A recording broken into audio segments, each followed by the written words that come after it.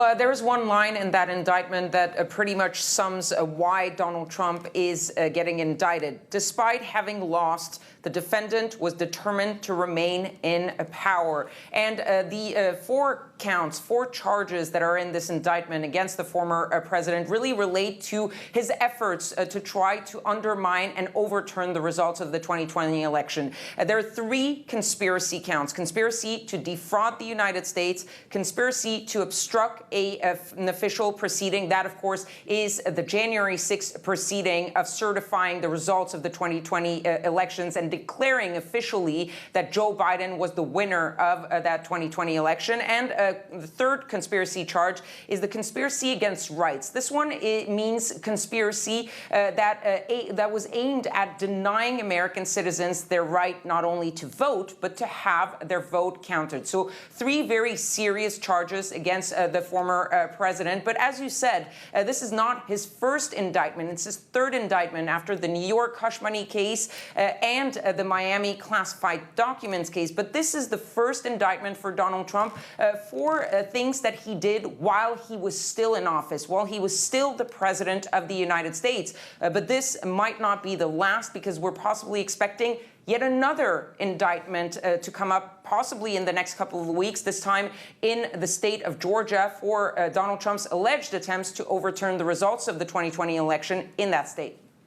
Now, Ketivan, as you mentioned there, it's the third indictment. His legal woes are starting to pile up a bit here. So what sort of impact could this have on Trump's presidential campaign?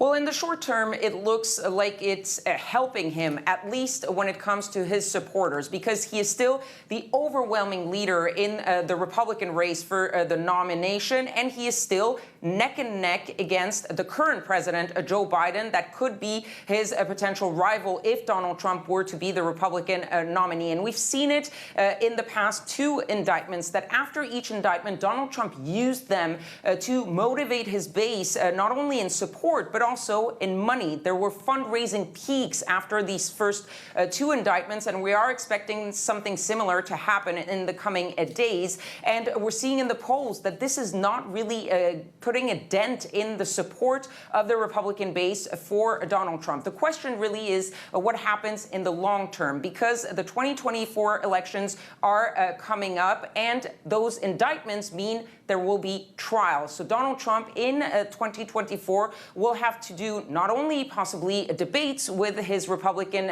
opponents, not only will he have to do primaries and appear on the campaign trail, but he will also be appearing in the courtroom. He will be on trial in these different cases. And so his schedule will get packed, and that's where we're going to see how much that is a problem for Donald Trump, or whether he can continue to use this to motivate his base. But it will be something very tough for Donald Trump to juggle both the campaign trail schedule and the courtroom schedule that he's going to be up until November 2024.